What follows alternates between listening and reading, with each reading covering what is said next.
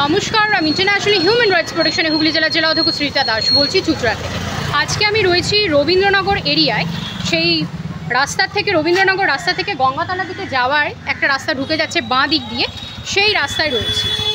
এইখানে আমি দেখাবো এখানের অবস্থা কী হয়ে রয়েছে, এবং এখানে একটা পুকুর রয়েছে, সেটাকে চোখের সামনে রাস্তার উপর যে ভরাট করে ফেলা হচ্ছে সেটাও আমি আপনাদের দেখাবো। এবং এখানে একটি অফিস রয়েছে, সরকারি অফিস, সেটা হচ্ছে জলসম্পদের অফিস, তার সামনে কীরকম অবস্থা সেটাও আমি আপনাদের দেখাবো।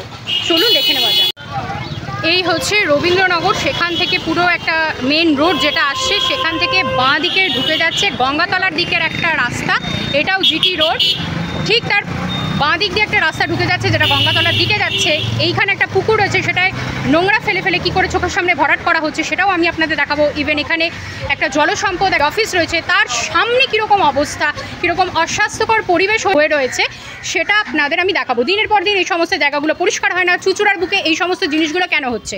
এই হচ্ছে রবীন্দ্রনগর, যেটা জিটি রোড, সেটা থেকে বাঁ দিকে একটুখানি ঢুকেই হচ্ছে এখানে সুস্বাস্থ্য কেন্দ্র। কীরকম সুস্বাস্থ্য চারিদিকে চলুন দেখে নেওয়া যাক।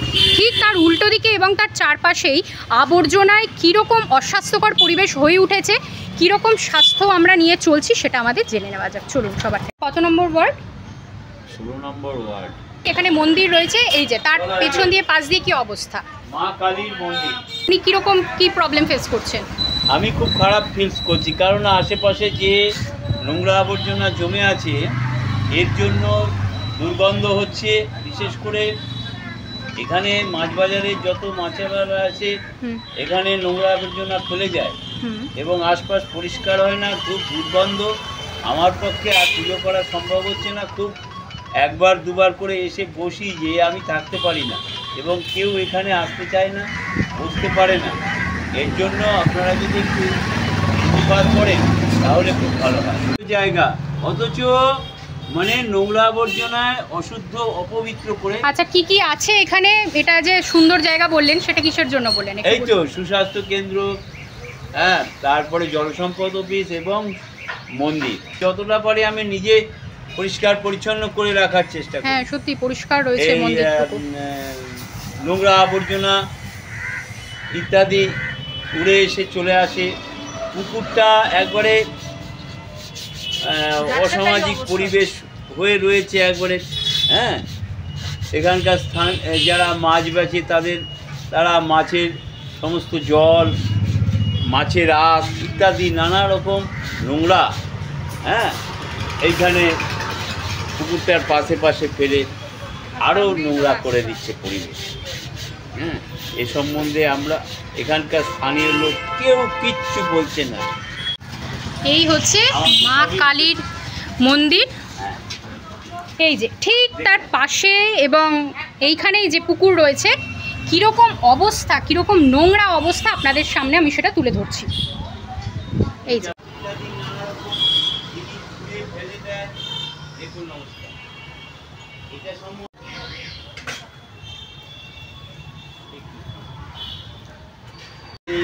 মাছ ব্যবসায়ীরা এসে আশেপাশে এই দেখুন কি অবস্থা বাবা, মদের বোতল, নোংরা এইখানে সব ফেলে যায়। মাছের আঁশ, মাছ আবর্জনা ইত্যাদি। বারণ করার কেউ নেই, বারণ করার মতো কাউকে পাচ্ছি। এইখানে কিন্তু আশেপাশে কোনো জলের ভালো কলও নেই, স্থানীয় বাসিন্দারাই জানাচ্ছেন। এই যে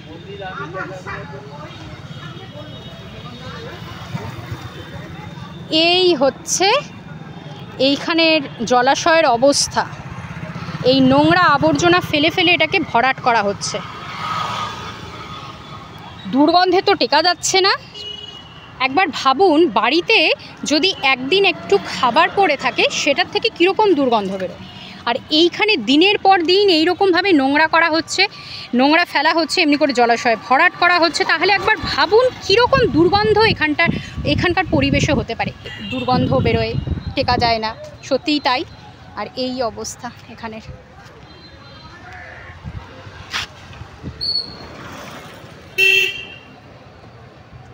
এই যে এই অবস্থা, কি না নেই, কি না নোংরা পড়ে আছে এখানে।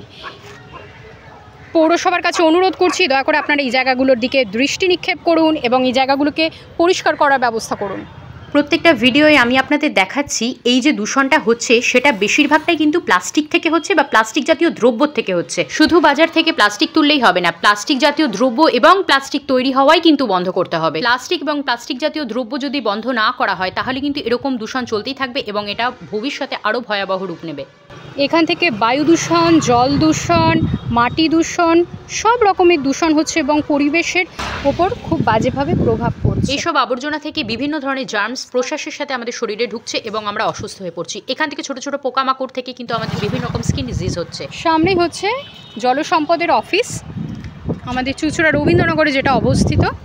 চলুন সেটা দেখে নেওয়া যায়। আপনাদের আমি হেঁটে জায়গাটা দেখাচ্ছি, আপনারা নিজের চোখে দেখে নিন চারিদিকটা কীরকম নোংরা, পরিবেশ কীরকমভাবে দূষণ করা হচ্ছে। এই সমস্ত আবর্জনার থেকে সৃষ্টি হওয়া জার্মস বায়ুর মাধ্যমে বাহিত হয়ে চারিদিকে ছড়িয়ে পড়ছে এবং সেখান থেকে কিন্তু বিভিন্ন রকমের রোগ সৃষ্টি হচ্ছে।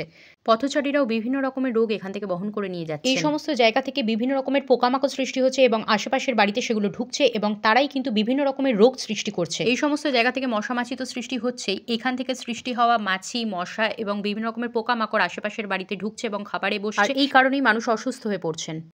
এটাই হচ্ছে জলসম্পদ অফিস, আগে লেখা থাকতো, এখন সেটাও নেই। নর্দমার পাশ চারিধার নোংরা, এখানে পুজো হয়ে গেছে, ঠাকুর ফেলে দিয়ে গেছে নর্দমার ধারেই, কিছু বলার নেই। প্রত্যেকটা জায়গায় এরকম আবর্জনার স্তূপ। হুগলির বুকে প্রত্যেক জায়গায় যে এরকম নোংরা, পুরো রাস্তা ধরে চারপাশ, এত বড় রাস্তার পাশে এরকম চারপাশ এরকম নোংরা দুর্গন্ধযুক্ত হয়ে রয়েছে, সেগুলো কি পৌরসভা বা পঞ্চায়েত কি চোখে দেখেন না? যারা পরিষ্কারের দায়িত্বে রয়েছেন তাহলে তারা কি করছেন? এত মানুষ যাতায়াত করছেন রোজ এই রাস্তা দিয়ে, এখানে এত মানুষ বসবাস করেন, এখানে এত বড় বড় অফিস রয়েছে, এখানে বড় বড় উচ্চপদস্থ কর্মচারীরা আসেন, তাহলে তারা কেউই কি জিনিসগুলো দেখছে না? তাদের কেন নজরে পড়ছে না? এত বড় বড় সরকারি সংস্থার সামনে ঘন জনবসতিপূর্ণ এরিয়ায় রাস্তার ওপর দিনের পর দিন কীরকমভাবে এরকম নোংরা পড়ে থাকতে পারে সেটাই এখন প্রশ্ন। কেউই কি চোখে দেখছে না? কেন দেখছেন না? পরিষ্কার করার দায়িত্বে রয়েছেন যারা, তাহলে তারা কি করছেন? তারা কেন এই জায়গাগুলো রোজের রোজ পরিষ্কার করেন না? রোজের রোজ হিসেবে যেমন মাইনে নেন, রোজের রোজ সেই হিসেবে কাজ করতে কেন সমস্যা হচ্ছে আপনাদের? এইরকম আবর্জনার স্তূপ প্রত্যেক ভিডিওয় আমি আপনাদের যেমন দেখাই এখানে আমি সেটাই দেখাবো। দেখুন জলের কল এটা নাকি, আর এটা হচ্ছে তার পাশে আবর্জনার স্তূপ। তাহলে ভাবুন স্বাস্থ্যর কি অবস্থা আর কীরকম অস্বাস্থ্যকর পরিবেশ। এই যে জলের কল, এখানে কোনো পাড়ও নেই, একটা বস্তা পেতে রেখেছে, আর এই যে এই অবস্থা। এটা হচ্ছে জলসম্পদ অফিসের ঠিক সামনে, ঠিক তার উল্টো দিকে এইখানে একটি কুকুর মরে পড়ে রয়েছে, সেও যেখানে পড়ে থাকার সেখানেই পড়ে রয়েছে, তাকেও তোলার কোনো ব্যবস্থা নেই। জন্ম যখন হয়েছে মৃত্যু হবে সেটাই স্বাভাবিক, কিন্তু মৃত্যুর মধ্যেও কিন্তু ভালো খারাপ একটা ব্যাপার থাকে। এই বাচ্চাটি মারা যাওয়ার আগে অনেক কষ্ট পেয়েছে, সেটা দেখেই বোঝা যাচ্ছে, কারণ ওর এই ঘাটা পুরো ম্যাগটসে ভরে গেছে, কিন্তু কোনো মানুষের কোনো ভ্রুক্ষেপ নেই। ও যে কষ্ট পেয়ে এরকমভাবে মারা গেছে তাও ওখানেই পড়ে রয়েছে, তারপরেও মানুষের কোনোই হেলদোল নেই। পচে দুর্গন্ধ বেরোচ্ছে। ওরাও যে পরিবেশের একটা অংশ সেটা মানুষ এখন বুঝছে না, ওদের অস্তিত্ব নিয়ে এখন টানাটানি চলছে। যখন মানুষ বুঝবে তখন আর কিছুই করার থাকবে না। যেখানে পাশাপাশি জলসম্পদ অফিস এবং সুস্বাস্থ্য কেন্দ্র রয়েছে সেখানেই কিন্তু তার চারপাশেই কিন্তু এই রকম অস্বাস্থ্যকর একটা অবস্থা হয়ে রয়েছে। জলসম্পদ অফিসের সামনের অবস্থা দেখে আমরা শিক্ষা পাচ্ছি কিভাবে জলসম্পদ নষ্ট করা হচ্ছে, এবং সুস্বাস্থ্য কেন্দ্রের সামনের অবস্থা দেখে আমরা শিক্ষা পাচ্ছি চারপাশ কীরকম অস্বাস্থ্যকর হয়ে রয়েছে, যেটা আমাদের পক্ষে খুবই ক্ষতিকারক। জলসম্পদ অফিসের সামনেই কিন্তু আমাদের দেখানো হচ্ছে জলসম্পদ কিভাবে নষ্ট হচ্ছে। জলসম্পদ অফিসের সামনেরই যদি এরকম রূপ হয় তাহলে আপনারা ভাবতেই পারছেন বাকি জায়গার কীরকম অবস্থা হবে। প্রত্যেক ভিডিওয় আমি আপনাদের দেখাই খাবার জলের কলের পাশেই কিন্তু এরকম আবর্জনা স্তূপ জায়গায় জায়গায় করা রয়েছে। এখানে কোনো ডাস্টবিনের কোনো ব্যাপার নেই, রাস্তার উপরেই দিনের পর দিন এই জায়গায় এরকম নোংরা ফেলা হচ্ছে।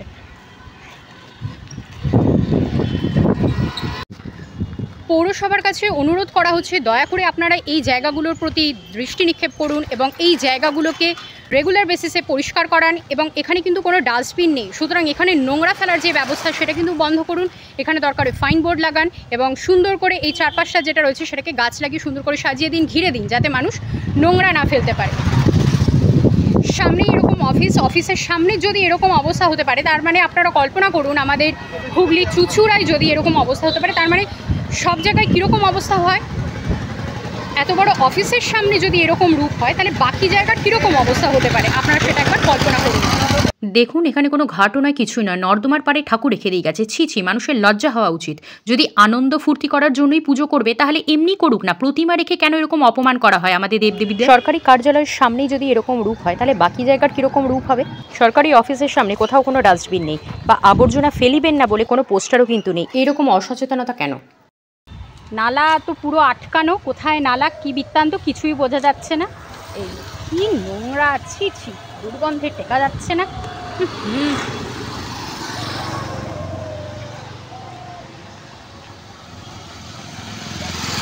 পেছনে জলসম্পদের অফিস, সামনেই আমাজনের জঙ্গল। সেই জঙ্গলে যখন মানুষ ঢুকে পড়ে তখন এইরকম আবর্জনার স্তূপ জায়গায় জায়গায়, আর পাশে সুস্বাস্থ্য কেন্দ্র।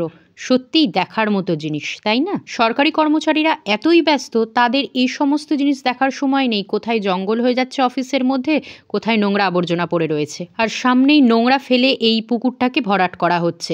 এই সমস্ত দেখার সময় অবশ্য থাকবে কি করে? তারা এতটাই ব্যস্ত নিজেদের কাজ নিয়ে। যেই কাজের জন্য যেই মানুষদের রিক্রুট করা হয়েছে সেই কাজের জন্য সেই মানুষদের সময় নেই। সত্যিই ভাববার বিষয়। এমনই অবস্থা, রাস্তা পর্যন্ত সব নোংরা নেমে এসছে। প্রত্যেক ভিডিওর মতো আমি আবারও বলছি, যেমন পৌরসভাকেও দায়িত্ব নিতে হবে, তেমনি কিন্তু সাধারণ মানুষকেও সচেতন হতে হবে। তারা যদি সচেতন না হন তাহলে কিন্তু পরিষ্কার পরিচ্ছন্ন পরিবেশ, সুন্দর একটা পৃথিবী গড়ে তোলা সম্ভব নয়। কারণ সমস্ত জায়গায় কিন্তু কিছু মানুষ নিজেরাই কিন্তু এসে নোংরাগুলোকে ফেলছে। তাদের বুঝতে হবে কোথায় ফেলতে হবে নোংরা, কোথায় নয়। তারপরেও আমি বলবো পৌরসভা দয়া করে এই জায়গাগুলোর প্রতি দৃষ্টি নিক্ষেপ করুন এবং জায়গাগুলোকে পরিষ্কার করান।